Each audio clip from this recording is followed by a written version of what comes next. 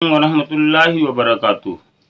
دوستو، میں آپ کی خدمت میں لے کر آیا ہوں ایک بہت ہی ضروری دین کی معلومات کا ویڈیو۔ میری آپ سے گزارش ہے اسے دھیان کے ساتھ سنیں اور ویڈیو کو لائک کریں، چینل کو سبسکرائب کر لیں۔ میں آپ کو بتاتا ہوں مسجد کے کچھ آداب کے بارے میں، ان کا خاص طور پر خیال رکھنے کی ضرورت ہوتی ہے۔ مسجد میں خوشبو لگانا، چھڑکنا اور دھونی خوشبو والی دینا، اس کو پاک صاف رکھنا، اس میں نماز پڑھنا، بلا کسی سخت ضرورت کے جماعت نہ چھوڑنا، مکروہ وقت نہ ہو تو بیٹھنے سے پہلے 2 رکعت نفل نماز پڑھنا، ادب کے ساتھ اس میں داخل ہونا اور دل لگا کر بیٹھنا اور اللہ کی یاد کرنا، مسئلے سیکھنا اور سکھانا، بدبودار چیز جیسے کچا لہسن، پیاز، مولی اور تمباکو، سگریٹ کھا کر یا پی کر مسجد میں نہ جانا،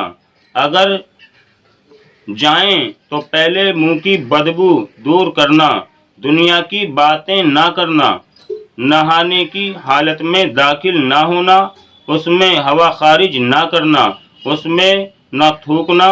نہ وضو کرنا، نہ اس میں خرید و فروخت کرنا، نہ خرید و فروخت کی کوئی بات کرنا، اس کی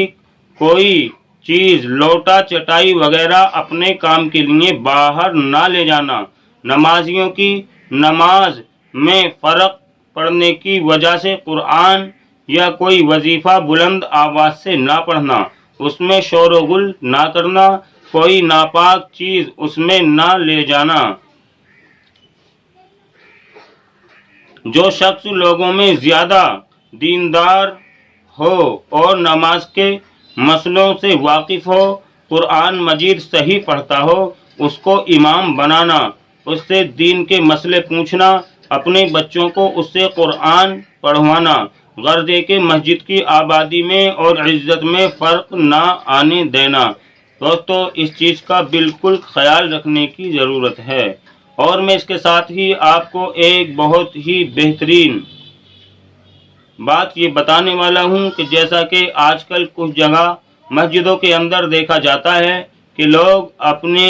گھر کی، کاروبار کی، راجنیتی کی باتیں مسجد میں کرتے ہیں، جس کا خاص طور پر دھیان رکھیں کہ مسجد میں دنیا کی باتیں نہ کریں، اس سے خود کی نیکیاں ختم ہو جاتی ہیں۔ اس لیے یہ مسجدیں اللہ کا گھر ہیں، ان کے اندر ہمیں صرف عبادت کرنے کے لیے جانا چاہیے، اور عبادت کی ہی بات کریں تو اچھا ہے، کیونکہ ہم جب مسجدوں کے اندر دنیا کی باتیں کریں گے تو ایک طرف ہم ثواب کی نیت سے مسجد میں داخل ہوتے ہیں، دوسری طرف ہماری نیکیاں ادھر ادھر کی بات کرنے کی وجہ سے مسجد میں ہی ختم ہو جاتی ہیں، اور ہم یہ سمجھتے ہیں کہ ہم نے بہت نیکیاں کمائی ہیں، اکٹھا کی ہیں، تو اس کا پتہ حشر کے میدان میں سب انسانوں کو چل جائے گا۔ جیسا کہ مشہور ہے، آپ تقریروں کے اندر بھی سنتے ہوں گے کہ حشر کے میدان میں اللہ رب العالمین کے سامنے کچھ لوگ ایسے ہوں گے جو دنیا کے اندر بہت نمازیں پڑھ کر، بہت روزے رکھ کر، بہت زکوٰۃ، خیرات، صدقہ دے کر، یعنی کہ بہت نیک کام کر کر دنیا سے جائیں گے، اور پھر ان کے گناہوں کی وجہ سے، جیسے کہ کسی کو پیٹھ پیچھے برا کہہ دیا، چغلی کر لی، کسی کو ناجائز ستا دیا یا کسی کا حق مار لیا، غرض ہے کہ کسی بھی گناہ کی وجہ سے ان کی نیکیاں ان کے حقداروں کو بانٹ دی جائیں گی، اور پھر ان نیک کام کرنے والوں کو گھسیٹ کر جہنم میں ڈال دیا جائے گا۔ اس لیے خاص طور پر دھیان رکھیں، ایک تو ہے نیکی کا کمانا، حاصل کرنا، اور دوسرا ہے اس کا بچا کر دنیا سے لے جانا۔ تو جیسا کہ آج دنیا میں پیسہ ہے، انسان پیسہ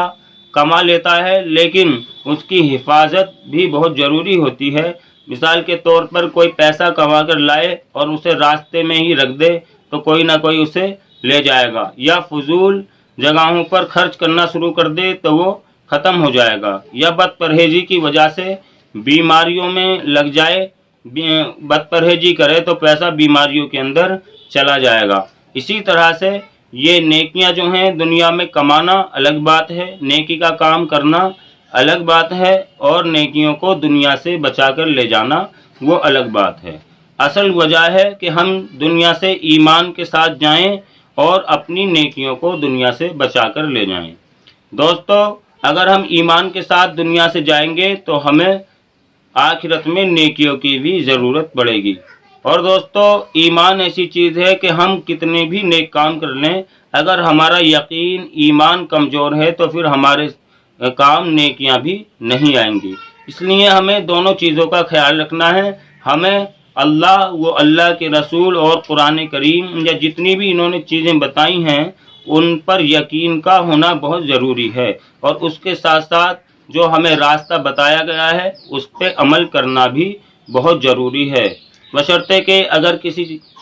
دین کی بات پر عمل نہ ہوتا ہو تو اس میں زیادہ مایوس ہونے کی ضرورت نہیں ہے، کیونکہ اللہ تعالی غفور الرحیم ہے، اور ہم اس سے توبہ کرتے رہیں، اور اگر ہم کوئی نیک کام کریں تو اللہ کا شکریہ ادا کریں، کیونکہ نیک کام کی توفیق بھی اللہ ہی کی وجہ سے ہوتی ہے، اور برائی پہ جب انسان چلتا ہے تو اس